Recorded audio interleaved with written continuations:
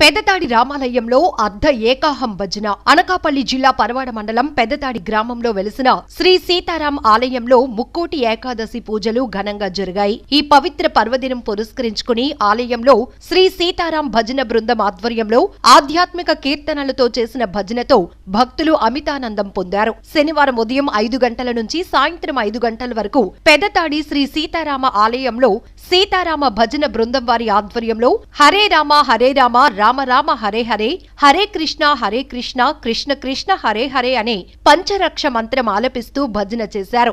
ఈ వేడుకల్లో భజన బృందం చైర్మన్ కోమటి సత్తిబాబు, గ్రామ పెద్దలు కోమటి అచ్చిబాబు, కోమటి సూరిబాబు, కోరుకొండ రాము, బండారు మహాలక్ష్మి నాయుడు, ముమ్మిన శ్రీనివాసరావు, భజన బృందం మహిళలు, భక్తులు పెద్ద ఎత్తున పాల్గొన్నారు. అంతకుముందు భజన బృందం చైర్మన్ కోమటి సత్తిబాబు దంపతులకు గ్రామ పెద్దలు సన్మానం చేశారు.